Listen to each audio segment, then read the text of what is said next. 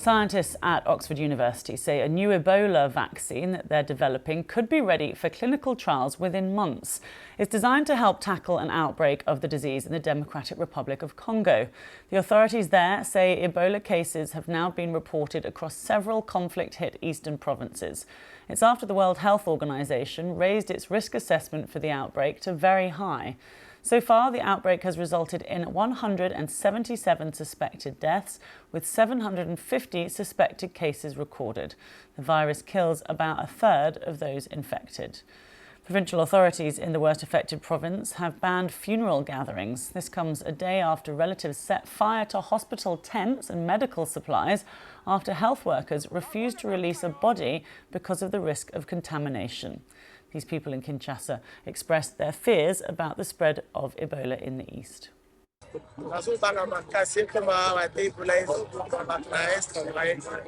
I'm really afraid and hope it does not spread this far. There have already been many cases in the east.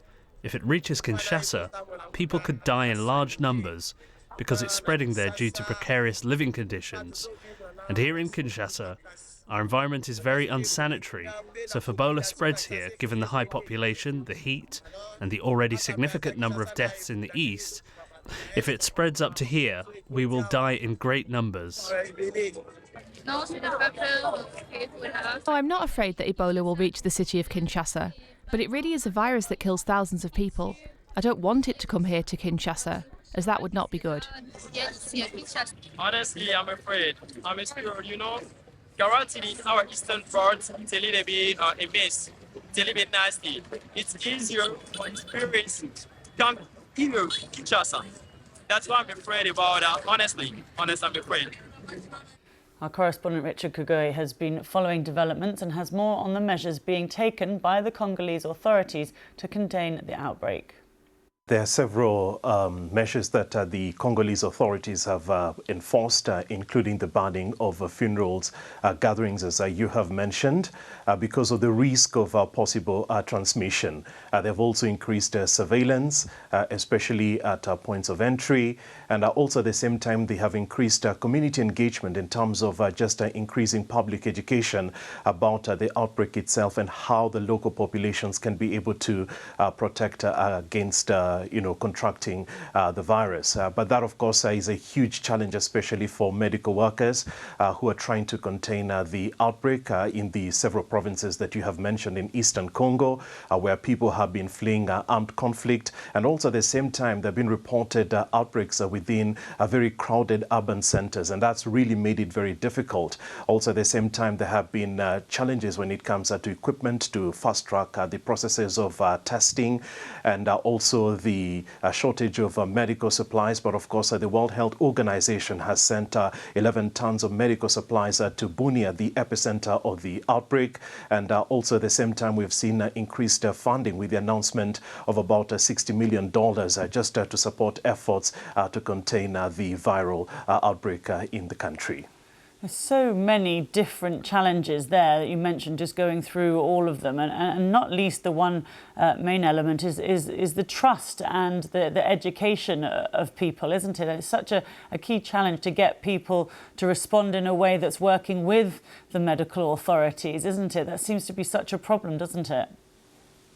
Yeah, absolutely, considering that this is the 17th outbreak in the country. Over the years, a lot of the people within this particular area have always looked even at health workers and, humanitarian actors, very suspiciously. A lot of them look at them as possible origins or the source of the outbreak itself. So, of course, there's that distrust between the population and also the medical workers. At the same time, because if you look at how traditional practices are done when it comes to conducting burials, so there's a lot of handling of bodies, cleansing of the bodies themselves. And so when now they're told by health workers that actually they cannot do this because of the risk of transmission, that also creates a resentment. At the same time, there's lots of mis and disinformation about the outbreak itself, and I think that's what really made it very difficult for health workers to coordinate with the local population. That's why you saw, as you mentioned in the earlier my introduction that there was